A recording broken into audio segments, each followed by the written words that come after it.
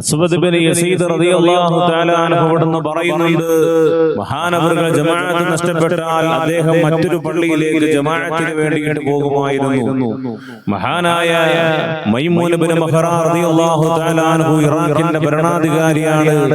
അല്ലാഹുവേ, മൈമൂൻ ബിൻ മഖ്റാൻ റളിയല്ലാഹു തആല അൻഹു നിസ്കരിക്കാൻ വേണ്ടിയിട്ട് പള്ളിയിലേക്ക് കടന്നു വന്നപ്പോ ജനങ്ങളെല്ലാവരും ജമാഅത്ത് കഴിഞ്ഞിരിക്കുന്നത് കണ്ടിട്ട് അത്ഭുതപ്പെട്ടു പോയി. അവിടുന്ന് പറയും, ഇന്നാ ലില്ലാഹി വ ഇന്നാ ഇലൈഹി റാജിഊൻ. അവിടുന്ന് ഇന്നാ ലില്ലാഹി വ ഇന്നാ ഇലൈഹി റാജിഊൻ എന്ന് പറഞ്ഞപ്പോ ജനങ്ങളെല്ലാവരും ഒരുമിച്ച് കൂടുകയാണ്. അവിടുന്ന് ജമാഅത്തിന്റെ ഇറാഖിന്റെ ഭരണാധികാരിയായ മൈമൂൻ ബിൻ മഖ്റാനോട് ചോദിക്കുന്നു, എന്തേ നിങ്ങൾ കരയുന്നത്? എന്തിനാ നിങ്ങൾ ശബ്ദം വെക്കുന്നത്? അല്ലാഹുവേ, ജനങ്ങൾ അവിടുന്ന് ചോദിക്കുന്ന സമയത്ത് മൈമൂൻ ബിൻ മഖ്റാൻ റളിയല്ലാഹു തആല അവിടുന്ന് പറയാണ്, ലഫദലു ഹാദിഹി സ്വലാത്തി ഹബ്ബ ഇലയ്യ മിൻ വിലായത്തിൽ ഇറാഖിന്റെ ഭരണം എനിക്ക് കിട്ടുന്നതിനേക്കാളും എനിക്ക് ഏറ്റവും ഇഷ്ടമുള്ളത് ജമാഅത്തിന്റെ നിസ്കാരമാണെന്ന്, ജമാഅത്തായിട്ടുള്ള നിസ്കാരമാണെന്ന് മൈമൂൻ ബിൻ മഖ്റാൻ റളിയല്ലാഹു തആല അവിടുന്ന് പറയുകയാണ്. എന്റെ പ്രിയപ്പെട്ടവരെ, നമ്മൾ മനസ്സിലാക്കുക, ഉബൈദുല്ലാഹി ഇബ്നു ഉമറുൽ ഖവാരി റളിയല്ലാഹു തആല പറയുന്നു, എന്റെ പ്രിയപ്പെട്ടവരെ, ജമാഅത്ത് നിസ്കാരത്തിന് വേണ്ടിയിട്ട് നമ്മുടെ മുൻഗാമികൾ എത്രത്തോളം മഹത്വമാണ് നൽകിയിരിക്കുന്നത്, അതിന് എത്രത്തോളം മഹാത്മ്യമാണ് അവർ ലഭിച്ചിരിക്കുന്നത്, കൊടുത്തിരിക്കുന്നത് എന്ന് എന്റെ പ്രിയപ്പെട്ടവരെ നമ്മൾ മനസ്സിലാക്കേണ്ടതുണ്ട്. ഈ മൈമൂൻ ബിൻ മഖ്റാൻ റളിയല്ലാഹു തആല ജമാഅത്ത് നഷ്ടപ്പെട്ട് കഴിഞ്ഞാൽ പിന്നെ അവിടെയുള്ള പരിസരത്തുള്ള മുഴുവൻ പള്ളികളും കയറിയിറങ്ങുമായിരുന്നു. എവിടെയാ ജമാഅത്തുള്ളത്? എല്ലാ പള്ളികളിലും ജമാഅത്ത് കഴിഞ്ഞു പോയിട്ടുണ്ടെങ്കിൽ അദ്ദേഹം അല്ലാഹുവേ വല്ലാതെ തൗബ ചെയ്തുകൊണ്ട് വല്ലാതെ തൗബ ചെയ്യുമായിരുന്നു. ഉബൈദുല്ലാഹി ഇബ്നു ഉമറുൽ ഖവാരി റളിയല്ലാഹു തആല അൻഹു പറയാണ്, എനിക്കൊരു നിസ്കാരത്തിന്റെയും ജമാഅത്ത് നഷ്ടപ്പെട്ടിരുന്നില്ല. ഒരിക്കൽ തന്റെ വീട്ടിൽ വിരുന്നുകാരെ വന്നത് കാരണം പള്ളിയിലെ ഇശാഇന്റെ ജമാഅത്തിൽ പങ്കെടുക്കാൻ സാധിച്ചില്ല. അവിടുന്ന് പള്ളിയിലേക്ക് പോയപ്പോ ജമാഅത്ത് മുഴുവനും അവിടുന്ന് കഴിഞ്ഞിട്ടുണ്ട്.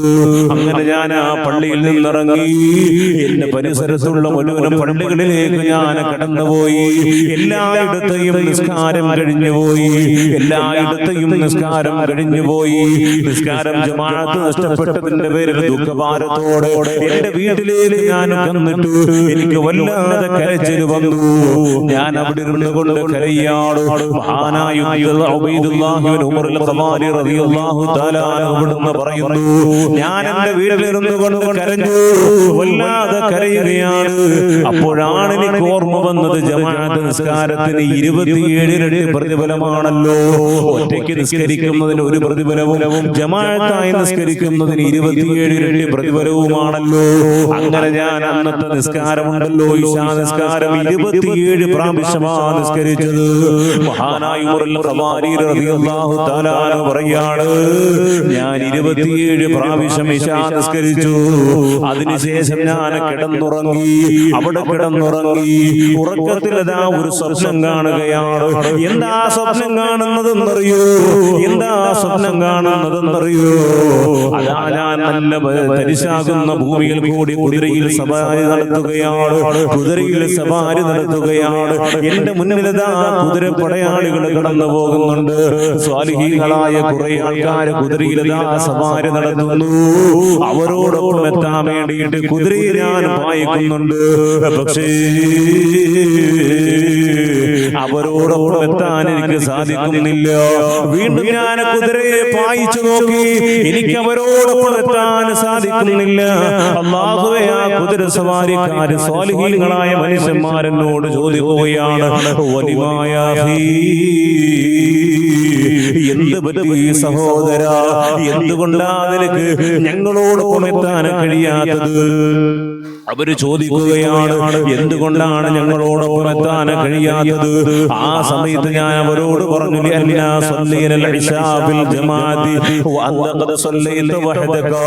ആ സാലിഹീങ്ങൾ ഞങ്ങൾ എന്നോട് പറയുകയാണ്, മഹാനായ ഉമറുൽ ഖവാരി റളിയല്ലാഹു തആല അൻഹുവോട് പറയുന്നു, ആ സാലിഹീങ്ങൾ പറയാണ്, എന്തുകൊണ്ടാണ് ഞങ്ങളോടൊപ്പം നിനക്ക് എത്താൻ സാധിക്കാത്തതെന്നറിയോ? في الجماعة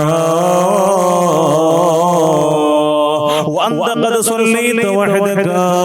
അല്ലാഹുവേ, ഉമറുൽ ഖവാരി റളിയല്ലാഹു തആല അൻഹുവിനോട് പറയാണ്, ഇന്നലത്തെ ഇശ ഞങ്ങൾ നിസ്കരിച്ചത് ജമാഅത്തായിട്ടാണ്. ഇന്നലത്തെ ഇശ ഞങ്ങൾ നിസ്കരിച്ചത് ജമാഅത്തായിട്ടാണ്.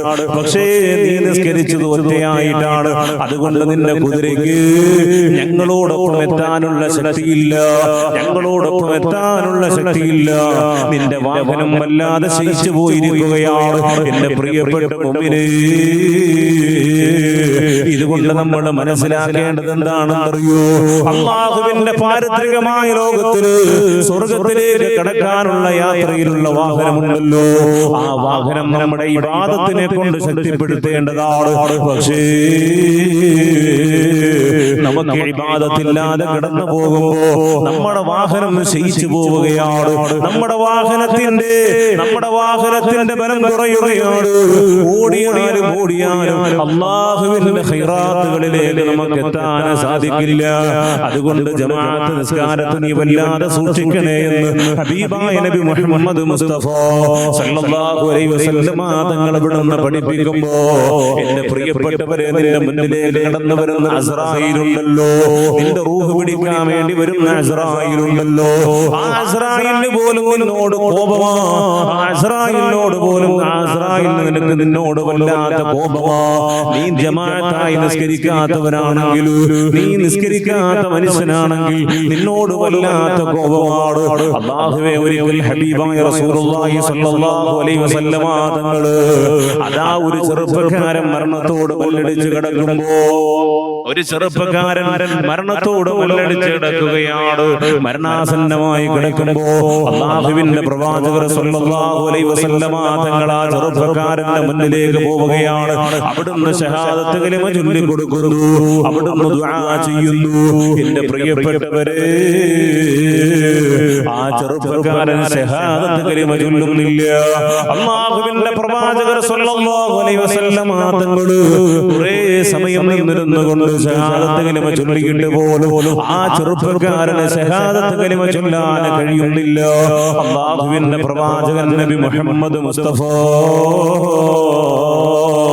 സല്ലല്ലാഹു അലൈഹി വസല്ലം തങ്ങൾ അവിടുന്ന് നോക്കുമ്പോ അതാ ഒരാള് കടന്നു വരുന്നു. വാതിൽ കൂടി കടന്നു വരുന്നു. അതാരാണെന്നറിയോ? അസ്രായീൽ അലൈഹിസ്സലാത്തു വസ്സലാം. അവിടുന്ന് അസ്രായീലിന്റെ മുഖത്തേക്ക് നോക്കിയിട്ട് അല്ലാഹുവിന്റെ പ്രവാചകർ പറയുകയാണ്, അസ്രായീലേ, നിന്നെ കണ്ടിട്ട് എനിക്ക് തന്നെ പേടി വരുന്നല്ലോ അസ്രായീലേ. ഇതെന്തൊരു കോലമാണ്, ഇതെന്തൊരു മുഖമാണ്, ഇതെന്തൊരു കണ്ണാണ്, വല്ലാതെ ഭയപ്പെടുന്ന കണ്ണാണല്ലോ അസ്രായീൽ. നിന്നെ കണ്ടിട്ട് എനിക്ക് വല്ലാതെ ഭയം തോന്നുന്നല്ലോ അസ്രായീൽ. അസ്രായീൽ അലൈഹിസ്സലാത്തു വസ്സലാമിനോട് പറയുമ്പോ അല്ലാഹുവിന്റെ പ്രവാചകരോട് അസ്രായീൽ അലൈഹിസ്സലാത്തു വസ്സലാം അവിടുന്ന് പറയുന്നു, നബിയേ, ആ കിടക്കുന്ന ചെറുപ്പക്കാരൻ ആരാണെന്നറിയോ നബിയേ? അവൻ നിസ്കരിക്കാത്തവനാണ്, അല്ലാഹുവിനെ അനുസരിക്കാതെ ജീവിച്ച മനുഷ്യനാണ്. അവൻ ഒരിക്കലും ഷഹാദത്ത് കലിമ ചൊല്ലില്ല നബിയേ. അവനൊരിക്കലും ഷഹാദത്ത് കലിമ ചൊല്ലില്ല നബിയേ. അവനൊരിക്കലും അല്ലാഹുവിന്റെ മാർഗത്തിൽ കടന്നു വന്നവനല്ല. അതുകൊണ്ടാണ് ഞാൻ ഈ രൂപം പ്രാപിച്ചുകൊണ്ട് അവന്റെ മുന്നിലേക്ക് വന്നതെന്ന് ഖാബിദുൽ അർവാഹ് അസ്രായീൽ അലൈഹിസ്സലാത്തു വസ്സലാം അവിടുന്ന് പറയുമ്പോ, എന്റെ പ്രിയപ്പെട്ടവരെ, നമ്മളൊന്ന് മനസ്സിലാക്കി നോക്കൂ. ജമാഅത്ത് നിസ്കരിക്കാത്തതിന്റെ പേരിൽ, നിസ്കരിക്കാത്തതിന്റെ പേരിൽ, അല്ലാഹുവിനെ അനുസരിക്കാത്തതിന്റെ പേരിൽ അസ്രായീൽ പോലും നമ്മളോട് കോപിഷ്ഠനായിട്ടാ കിടന്നു വരുന്നത്. നിന്റെ ആഖിബത്ത് പോലും മോശമായി പോകും പെങ്ങളെ. 24 മണിക്കൂറും കയ്യിലിരിക്കുന്ന മൊബൈൽ കൊണ്ട് ഗെയിം കളിച്ചുകൊണ്ട് ഇൻസ്റ്റഗ്രാമിലും ഫേസ്ബുക്കിലും കറങ്ങി നടക്കുന്ന പെണ്ണ്, ഒരു ഉളുപ്പുമില്ലാതെ വെറുപ്പുമില്ലാതെ ഒരു ലജ്ജ പോലും ഇല്ലാതെ സ്വന്തം ശരീരം പോലും പുറത്ത് കാണിക്കാൻ ലജ്ജയില്ലാതെ നടക്കുന്ന പെണ്ണ്, അല്ലാഹു നിനക്ക് വേണ്ടിയിട്ടതാ കവാടം വെച്ചിട്ടുണ്ട്. അത് നരകത്തിന്റെ കവാടമാണ്. നിന്റെ മുന്നിലേക്ക് വരുന്ന അസ്രായീലുണ്ടല്ലോ, വല്ലാത്ത രൂപത്തിൽ ഭയപ്പെടുത്തുന്ന രൂപത്തിലാണ് നിന്റെ മുന്നിലേക്ക് കടന്നു വരുന്നത്. പേടിക്കണം പെങ്ങളെ.